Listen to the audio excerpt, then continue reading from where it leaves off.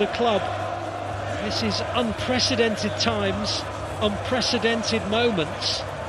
But I'll tell you something, and I know that every City fan around the world will agree with me on this. If there is one club, if there is one set of players, if there is one coach who can turn this on its head and make us gloriously celebrate when the trophies are given out at the end of the season, it is this current crop with Pep Guardiola as its leader. Mark my words, there's going to be a lot more twists and turns between now and the end of May and June. The final score, City 0, Spurs 4. Might this just be the moment that we reflect upon as the turning point in the road? Now let's go back to the studio. I am sure a very interesting opinion will be given by Michael Brown, Ledley King, in the company of Kel Spellman.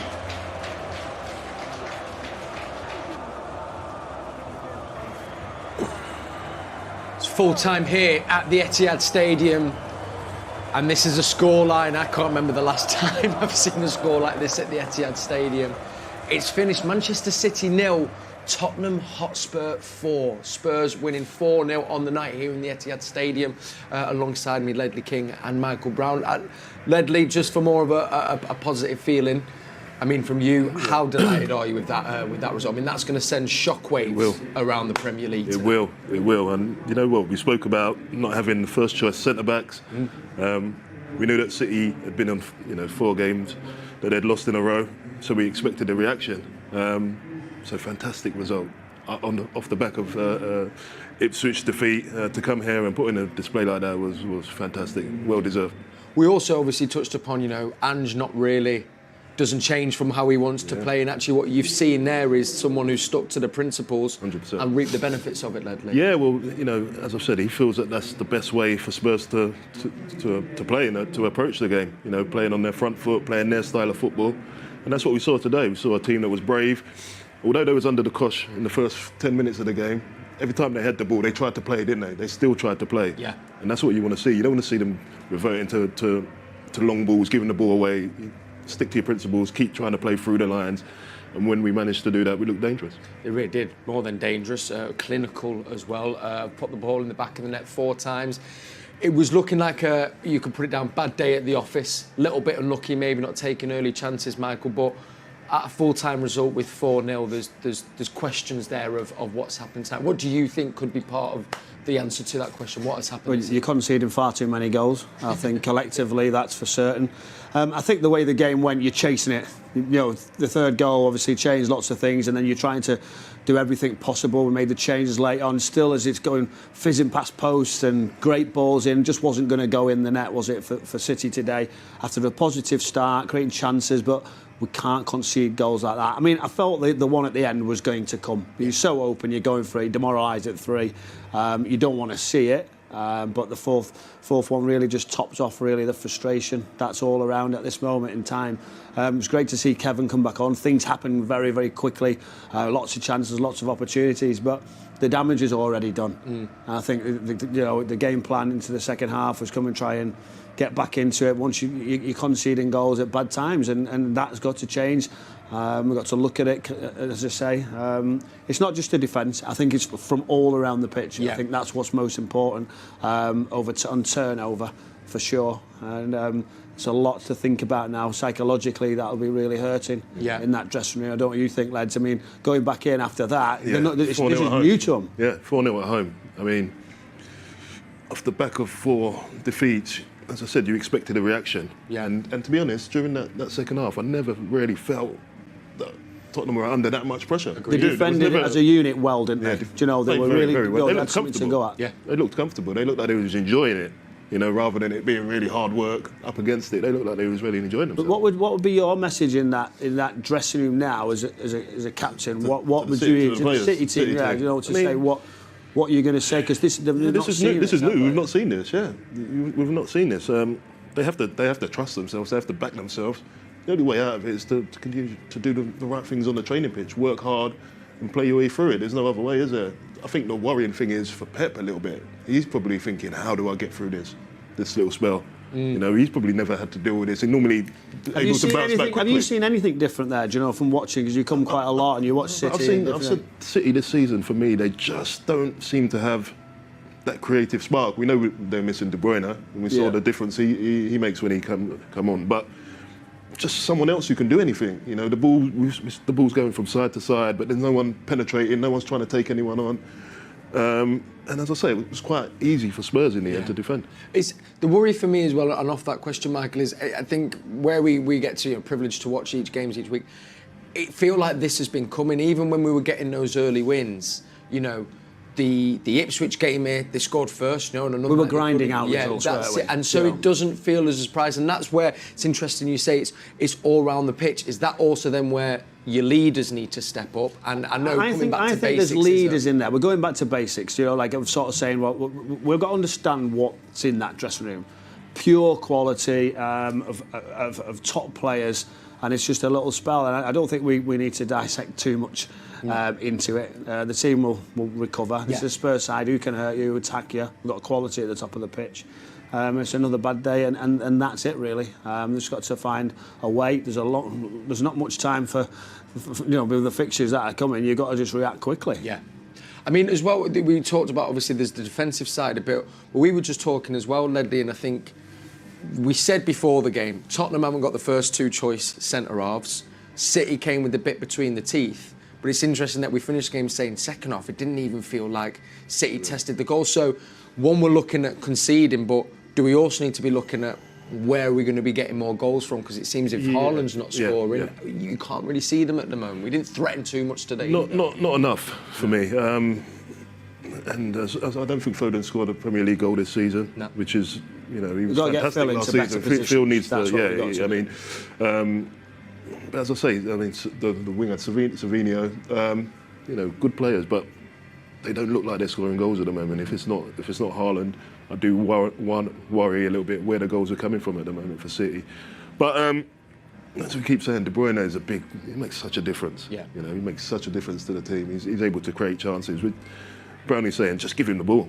Every time he had the ball, if players make runs and make movement, he'll find them. Yeah. And him getting him back is going to be key as well. But it also shows how much they do miss Rodri. I know it's not just down to Rodri not being available, but he does make a big difference to the team. Makes a huge difference. Just dissecting that second half a little bit, I know we probably won't want to, but it's important. We talked about how important the next goal was. And timing-wise, sadly, I think we hadn't even gone 10 minutes into the second half, and it didn't come City's way as maybe we were hoping. It went Spurs' way. Could we have done anything better there? Well, I think you just lose the ball in the middle of the pitch, and the transition's quick. Yeah. And then recovery runs, I think, could have been a little bit better, a little bit of confusion in the middle of the pitch. And then the runners were there, ball comes back, and that's really where you are. You've got to recover quicker, with more pace, more tempo, a little bit open again, because you're trying to find that that goal to bring you back in it.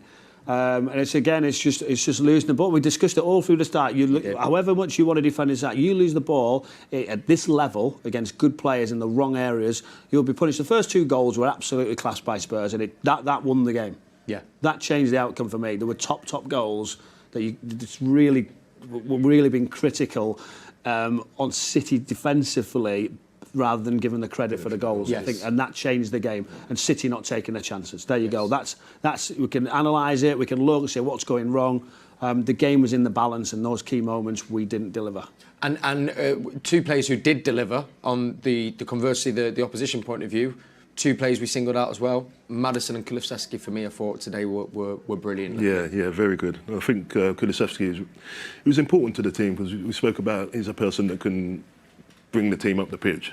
He's the one kind of dribbler in the team who's able to make something happen. I thought he started the game fantastically well as did Maddison. And then you're able to bring on substitutes at the end, fresh legs. We spoke about Werner, Johnson, their pace. In the last 15 minutes of the game proved to be crucial as well. So manager got it spot on this today. Spot on with his team selection, his substitutes, everything. It was a great day. Yeah, it really was for Spurs. Sadly, not for City. Let's just see what that does then to the Premier League table. We can bring this up here. So, obviously now that puts us just a point ahead of Arsenal, Chelsea in the same amount of games. Liverpool gap there now at 5 points, still to play. I think they play tomorrow. they were to win, Michael, all of a sudden that puts them on 31 points, and that's an 8-point gap. Is that coming around quite? It's quick, isn't it? It's next Sunday. Yeah. So there you go. There's no better incentive, is there? You go, right, we're off to Anfield, massive game, and now because of the results, you've got to go and win there. Yeah. And then it's all back on. It's close again. You know, that's where it's at. This is obviously the City fan, but do you think that team can go and beat off Yes. that and over these 5 games? I can't doubt this. I can't. These players are unbelievable what they've delivered for such a long period of time. So it is what it is. Yeah. You know, we are. I'm not criticising these too much. They've been at it year after year, week after week. Everybody, and it happens. This is football. This is why we love football. Yeah. The highs and lows, you have to deal with it, mentally, and bring the game on. These players will say, "Let's go, let's have a go at it." But they have a game in midweek today. Champions League, and that's going to be an important game as well. Yeah. Can they get a win just to get that feel back again? Yeah, going to Anfield, in the it's tough stadium, I get that. You're a little bit fragile. To go to Anfield is going to be difficult. So, to get a win on Wednesday, is it? Tuesday they play. Tuesday is going to be important to set up the Anfield visit. Well, we're going to be with you for that as well. We're of course taking on Feyenoord at home. Obviously, we're in this new format of the Champions League. You've got to say as well, because it is so tight. Ideally, looking at fixtures like, and they're all very good teams, but Juventus to come. This one against Feyenoord, key, and we'll probably see changes. Do you think from the players? There's going to be a few changes. I think there's time to recover the way that the format's there, isn't there? To go, yes. You want to finish in that top 8. Yeah, for certain. That's your game. And looking back now in the Sporting game, would you have sort of gone, well, we maybe should have done a couple of players. Like we're looking at it all the way and saying, we could rest that player, we could change this, we could go the weekend. I think what we know with this manager is he plays the game right in front of him, and he goes, right, there's enough recovery. We've got Sunday. So it's an extra day. I think that certainly helps going into that game. So it gives him a little bit more choice than if you were playing Wednesday. I think that's it. Wednesday, Saturday. I think that's so important. With Tuesday, Sunday. So I think there's time to recover. And for the players, and I know Michael kind of asked you this before, Ledley, but you'll know as well. You've been in dressing rooms. Captain, leader. I think Ali Mann said on commentary, in Sheikh Mansour's era, we've not lost 5 in a row. What do the squad of players do now? What is the type of conversations? Is it just head down, or do you think there might even be a team talk among players? How do you grab a hold of the situation, I guess? Yeah, well, I think the first thing is that you have to look at why you're losing these games. Why is the team conceding these goals, and trying to find the reasons of why that's happening. As a group, as I said, it's only hard work and probably watching video. Maybe Pep needs to change a few things. We spoke about a very high line that City were playing with today, and is that something they've been doing all season? This season? Well, they've changed it a lot, because you have to find something new. The manager has to find a different way, because teams are always looking to try and take something from City. So his creativity, midfield players going out to wider positions, and shapes one thing for certain. I think set up, how you approach games is important if it works for you. I think that's always. I think there's no manager better at it than Pep, regards to evolving and changing ways. So they'll say something different that's not suiting us at this moment, that we might need to adapt. But listen, the team behind Pep is amazing. Yeah, if you look at the stats, they probably created or had quite a lot of shots. They score early on, and they say we're right. We're getting into positions. So that's what he wants as a manager. You're setting the team up to get into those positions. He can't score the goals for them. So, going forward, they're not doing too much wrong. Yeah. As I said, but they're not putting the ball in the back of the net, and that's been the problem. And it's those fine margins. And if we're also talking about it, it's not excusing it at all. But Pep has spoke about, we have had a depleted squad. The injury crisis list has been, that's created ever growing. That's created this. Yes. That's where it's come from. Let's get it right. And I guess seeing, as you said, Michael, though, Kevin coming on for 20 minutes, we see Jack coming back on. Like to think, hopefully, maybe Ruben is going to come back to full fitness. These are all, players that have been so integral to the success of Manchester City. Getting them back in the squad as well is obviously going to be vitally important. It is. I mean, we talked about it before that if De Bruyne is on that team sheet at Anfield, they straight away go, but we can't break Kevin De Bruyne if he's not ready. No. They're very much aware of that. So there is a reason why he's not getting more minutes Yes. because he's just not ready yet. You definitely wanted to put him in the team wherever you possibly can. I just think get as many minutes is important. Momentum, Pep talks a lot about that. This team are relentless. Come the turn of the year, they'll get going. You know they will. And it's just really strange times to have such a bad run. And the team are not recovering. No. They've been away internationally as well. So I thought it was a good game. I felt City would have won today. You can't write them off. You can't write City off. Never. No, not for you, Ledley. No, not at all. Plenty of games left, and as we said, the Anfield game is a huge one. That will tell us a lot. But even after that, you know, this team's proven that they're winners, and until the last kick of the season, you know, you can't write them off. So bad day at the office today for City, but you know, they're too good a team to kind of dwell on that. You know, it's going to change soon. Going to change soon. Love that. And as we say, if you're going to do it in games, Michael, they are big teams are facing. But if you go out and get results, a big marker. We've got Man United coming up, Liverpool, Villa, Palace away, Feyenoord, Juve as well in the Champions League. If all of a sudden you start building the momentum there, very quickly the conversation turns. That's it. This is the Premier League. This is the top end of being champions, of being winners. The games just keep coming, and you've got to find a solution. The squad are obviously quality players, and they're just not getting it right at this moment in time. So bring it on, bring the next one on, and start the recovery. Indeed, lovely stuff. Listen, it always makes me feel a little bit better as well. Thank you, gents. It's been an absolute pleasure to be with you today and to be alongside, of course, Michael Brown and legend in Ledley King. Thank you for joining us, Ledley, and thank you to you. I want to give a special shout out as well to a competition winner, Alan Cook. He won one of our official member exclusive competitions. He was here today at the ground. It was great to have you here. And if you want to maybe do what Alan did, it's very, very simple. If you just head on to mancity.com/memberships, that's how you can get involved in our competitions, and we'll treat you to a very special day out. But finally, we've got a brand new documentary for you to enjoy. It is all about last season when we made it 4 in a row. Together 4 in a row is out on City Plus. If you use the code Together4, you can get a full year for 20 quid. What a lovely little Christmas present. Bad day at the office for Manchester City, but we'll be back on Tuesday against Feyenoord to put it right. I'll be with you then. Until then, though, have a lovely weekend. Good night.